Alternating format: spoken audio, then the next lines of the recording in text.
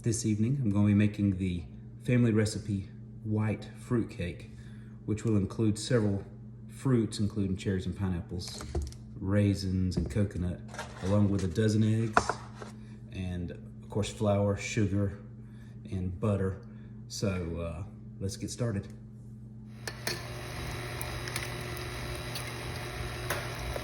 And 3 sticks of butter and 1 dozen eggs. As the KitchenAid keeps working, add 4 cups of self-rising flour, just slowly but surely. It's going to get very thick very quick. Happy Thanksgiving, everybody. Today we're making white fruitcake. Now it's called white fruitcake because there's none of the green citrus in it. But it has cherries and pineapples and golden raisins and so many pecans. The batter for our white fruitcake recipe is coming along. You can see it getting thick right there. We got just a little more self-rising flour to add. For an old family recipe, there's a lot of work that goes into this. So while the KitchenAid does this work for me, I went ahead and greased 3 9x5 loaf pans. The intention is to turn this large cake into smaller cakes so they're easier to store, share, and transport. But as you can see, the batter's coming along great with, of course, a dozen eggs, 2 cups of sugar, 3 sticks of butter, and 4 cups of flour. Let's go ahead and start adding some fruit. So it doesn't really matter which fruit you add first, but it is important to add the vanilla first to the batter. So let's go ahead and put a nice little teaspoon of it in there.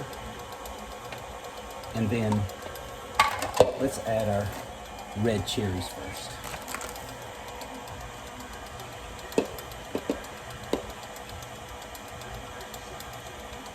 So next, a pound of raisins. Now that all the fruit's been added, it's time for the nuts. A whole bunch of pecans. Oof. Our fruitcake has gotten to be very, very dense. So the last thing we gotta add, though, is the coconut.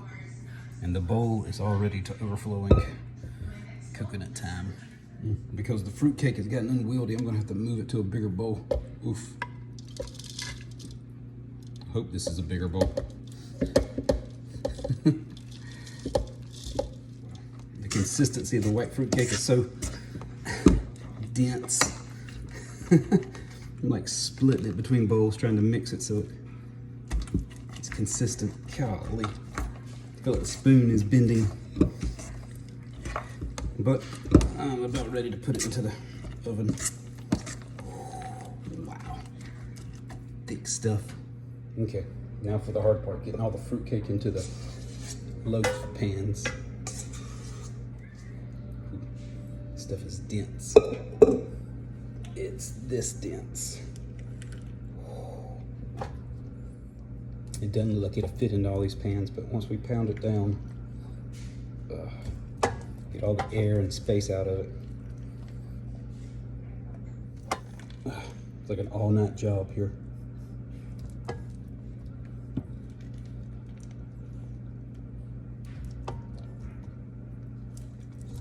That. Slowly but surely filling up all the pans.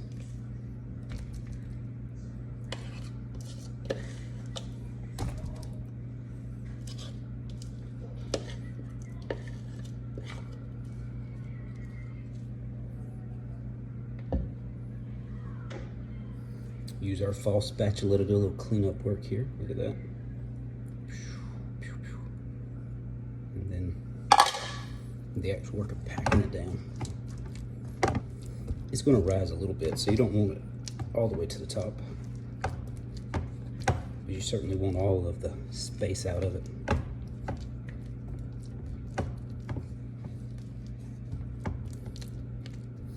And for it to be evenly spread across the pan. Like such.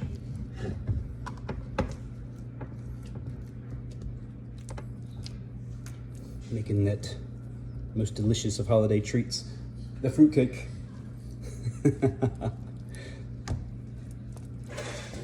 Clean out every last drop, right?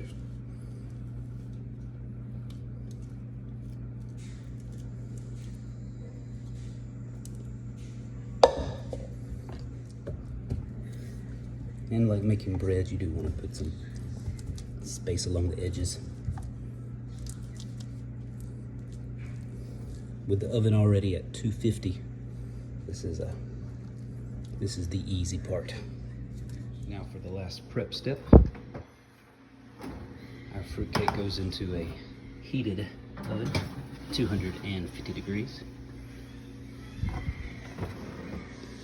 And we're gonna bake it for about 3 hours. You'll be good in there. Okay, so we have the morning after fruitcake, where we baked all 3 of them and turned them out of the pan. And I've already taken this one and started to cut it. And let's cut a few slices and see how beautiful it is on the inside.